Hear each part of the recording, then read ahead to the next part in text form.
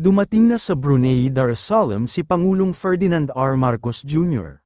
Batay sa ulat ng Presidential Communications Office, bandang 10:01 ng umaga nang lumapag sa Bandar Seri Begawan International Airport ang Flight PR001 na sinakyan ni PBBM, kasama si First Lady Liza Araneta Marcos, at ang delegasyon ng Pilipinas.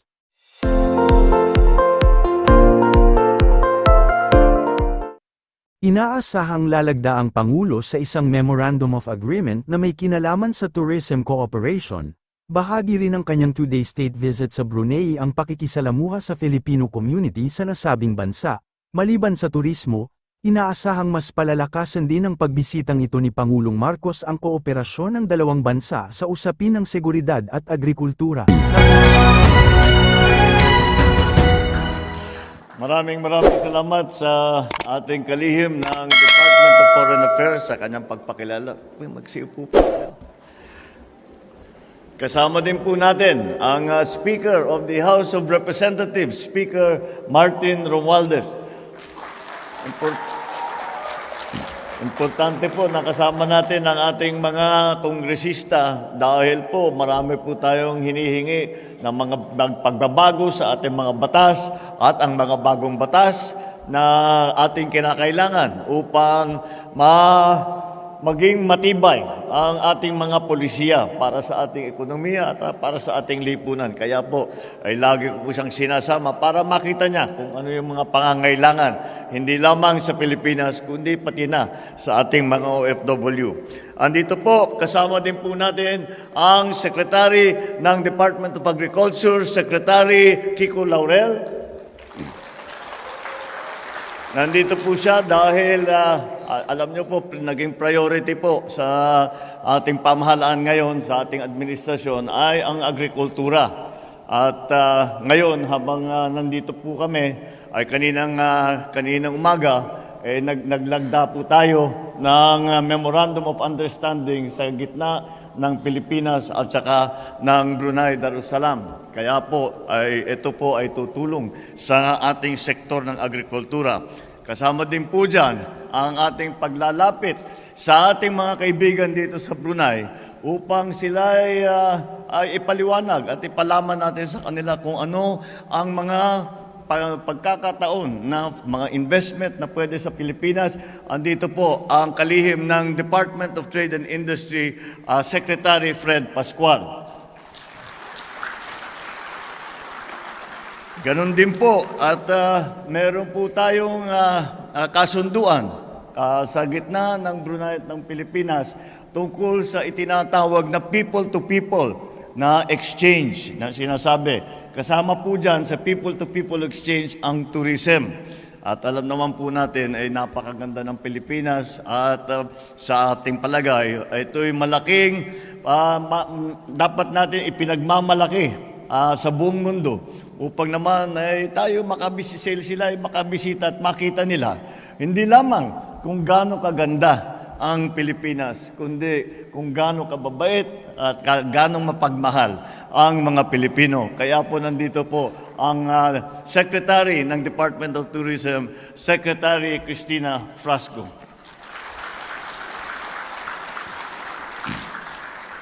Inaayos din po natin ang ating mga ating tinatawag ang ginagamit ngayon na salita ay supply chain. At ito po ay pangailangan natin upang ang ating mga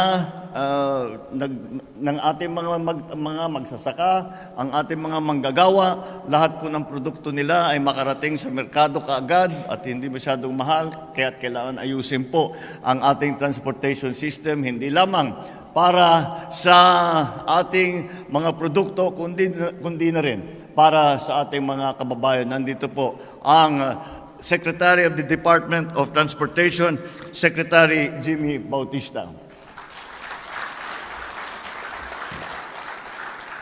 At malaki pong bagay ngayon, malaki pong aming pag-iisip tungkol nga dito sa issue na ito dahil nakita naman natin masyadong maraming gulo sa iba't ibang bahagi ng mundo at nagkakaproblema sa presyo ng langis at sa supply ng langis. Kaya po tayo ay naghahanap ng mga kasama, ng mga katulong, at tayo din ay lumilipat at ang Pilipinas ay umaalis na sa tinatawag na fossil fuel.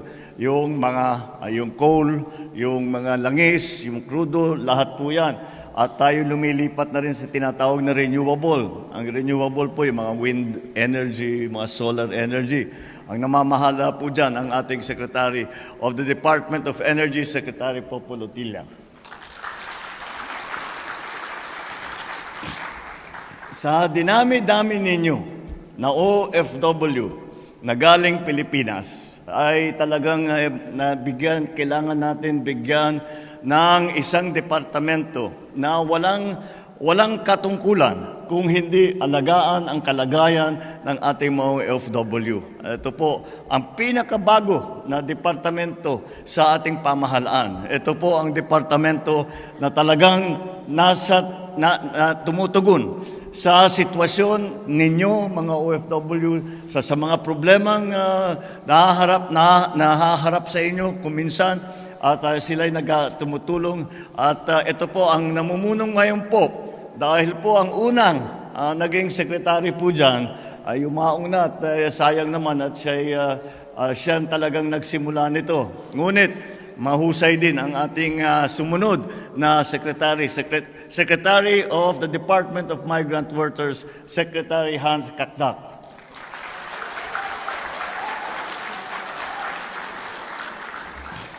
Malapit-lapit na po ang Brunei sa Mindanao. Kaya po ay marami tayong exchanges na nangyayari sa ating mga kababayan sa Mindanao at saka dito sa Brunei. Kaya sinama ko na rin ang Mindanao Development Authority Secretary Leo Magno.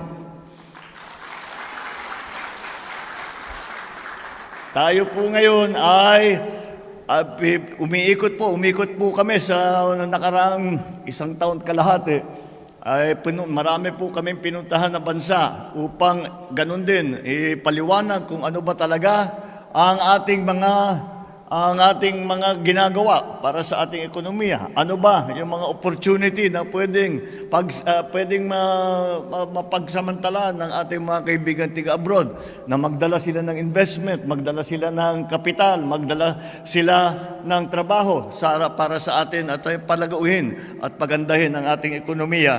At ang namamahala po dyan, at siya po ay ang lumalapit sa iba't ibang mga korporasyon at sinasabing naghahanap ng paraan upang sila ay mag-invest sa Pilipinas. Ito po ang ating Special Assistant to the President for Investment and Economic Affairs, Secretary Dec Go.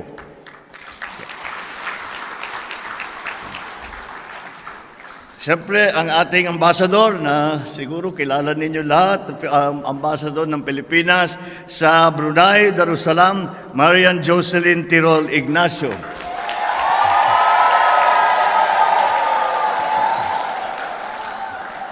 Marami na po kaming inikutan at lahat po ng pinupuntahan namin, siyempre binabati namin ang ating mga kapwa Pilipino at nagkakaroon tayo ng konting programa kagaya nito. Pero dito lang sa Brunei, merong yearbook. Ngayon lang ako nakakita ng ganyan. Congratulations, Ambassador. At hindi makukumpleto ang aking pagpakilala pagka naman hindi ko mapakilala sa inyong lahat ang aking First Lady Luis Araneta Marcos.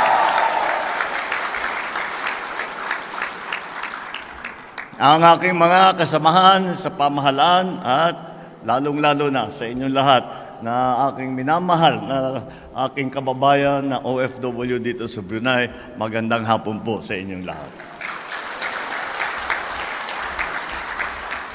Maraming salamat po sa inyong napakainit na pagsalubong sa akin ngayon, sa aking asawa na si Lisa at sa aming lahat na naririto ngayon bilang pagpaunlak sa paanyaya ni Sultan Hassanal Bolkiah na bisitahin ko ang bansang Brunei Darussalam. Lisa and I bring you the best greetings and the best wishes of our family and the Filipino people back home. Over the years, every time I go abroad, I talk to my foreign counterparts, I get compliments for the strong work ethic of Filipinos. I'm always told that Filipinos have unparalleled skill, efficient, and are trustworthy. And I know that is the same here in Brunei. You may all have different professions. That what we bring to all that we do, not only in the Philippines, but even abroad, as is proven by the record that Filipinos have made and the reputation that you have gained, that what we bring is a special brand of Filipino service everywhere we go. Ito po ang pagka-Pinoy natin na may malasakit, mapag-aruga, mapagkalinga tayong mga Pilipino. Maraming salamat po sa inyong mga mabuting ginagawa upang iangat ang respeto, pag-unawa at imahe ng ating bansa dito sa Brunei. So while we honor our overseas Filipinos for your sacrifices, for our nation and the families, one of the promises I made when I first took my oath as president was to create more jobs in the Philippines so that working abroad will only become a career choice and not the only option for hardworking men and women of the Philippines.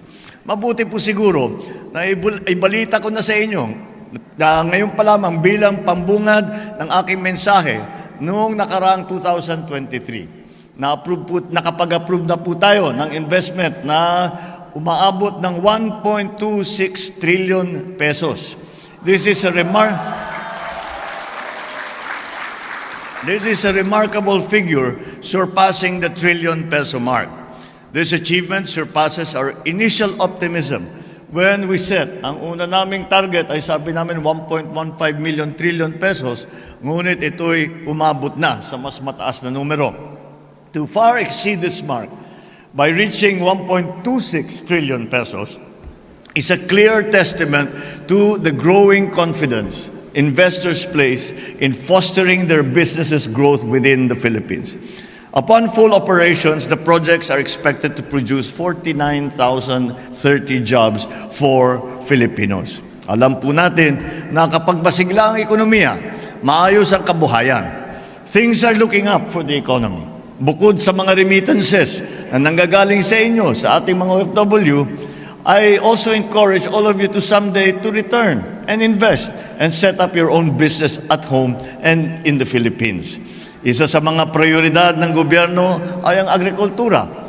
Kaya tinatrabaho po natin ang husto upang magkaroon tayo ng modernized agricultural sector na kayang suplayan ang ating pangangailangan at bukod pa doon ay makapag-export pa sana tayo.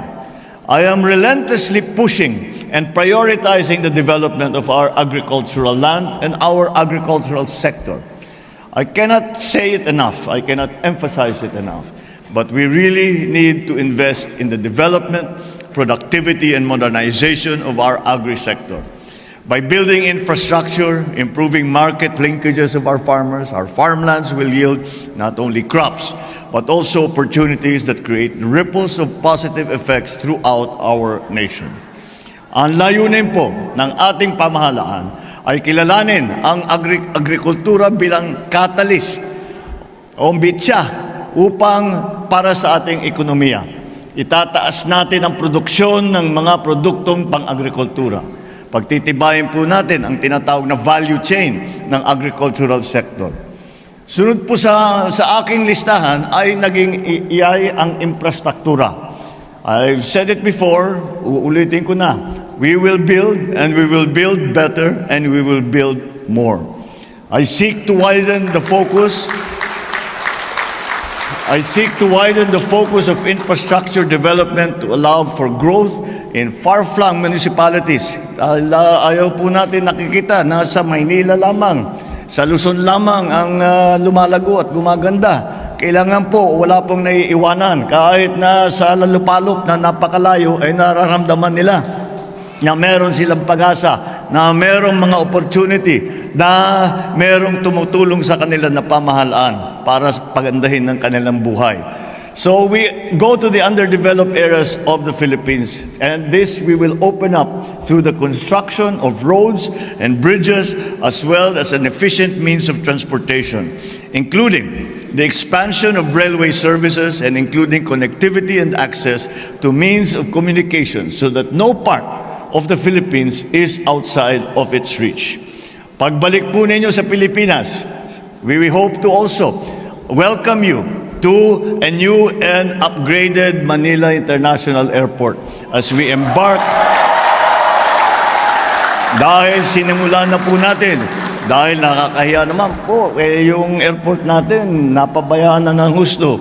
At pagka yung mga pinag-aaral tungkol sa mga airport, hindi maganda po ang report sa airport natin sa Maynila. Kaya tayo ay kakalagda rin po natin. Meron tayo po 170.6 billion pesos na idadalhin para pagandahin ang ating mga passenger terminal, ang ating mga airside facilities, at saka mas madali ang paglipat mula sa isang terminal hanggang sa kabilang terminal, mula sa airport hanggang sa terminal ng bus para makauwi sa probinsya. Lahat po yan ay bubuhin natin para hindi na po nahihirapan ang ating mga bisita at ang ating mga balikbayan.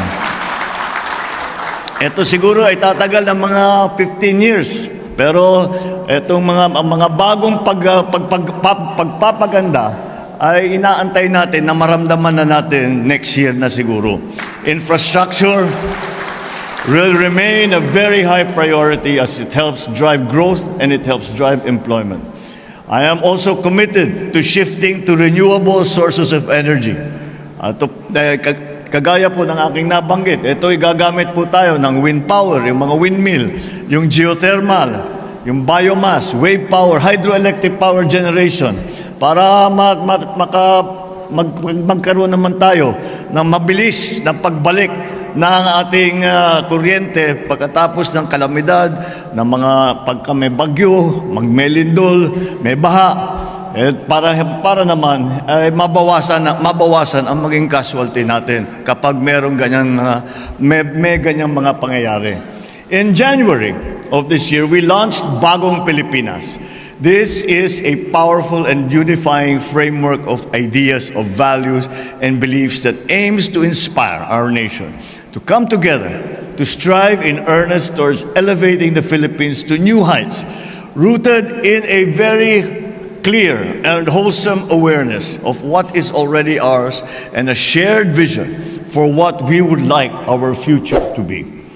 I encourage every Filipino to look beyond differences and to work harmoniously together to build a nation that not only meets current challenges but also envisions and shapes a more promising future for all our citizens. And that is why I call for transformation. We have to transform our idea of being a Filipino. The transformation of the way that we present ourselves to each other and to the rest of the world. And the transformation of our economy, of our governance, and of our society. So I challenge each one of you, let us become new Filipinos. Lahat tayo maging bagong Pilipino na nandyan sa bagong Pilipinas, sa pagbabago sa bawat aspeto ng ating pang-araw-araw na buhay. Pagbabago sa isip, sa salita, at sa gawa. My obligation to the Filipino people is a realistic vision. The best days of our end years are not in our past, but in our future. And the solution cannot be done by government alone. There are so many things that we need to do that we can only manage if we do them together. Everyone must do their part. The unrelenting drive for excellence in all aspects of personal, community, national, international life demands that all Filipinos set for themselves standards and goals which are nothing short of excellent. You are no stranger to this. You are already doing it here in Brunei. Trust in government for leadership, but let us accept our part as citizens. Let us be proud to be Filipino. Let us be confident. Let us be confident in the future of our country with resoluteness by which we can decide to make that future come to pass. Magkaisa po tayo.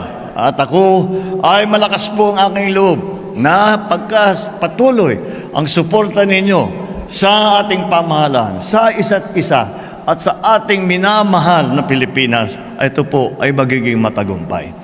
Kabayan, sa pagtulungan at pagkakaisa natin, tutungo po tayo sa pag-angat ng kabuhayan ng Pilipino at sa kaunlaran ng ating bansa. So even as you build your lives here in Brunei, join me as we work together for a bagong Pilipinas. Maraming salamat po. Mabuhay po tayong lahat. Mabuhay ang bagong Pilipinas. Magandang hapon po at marami pong salamat.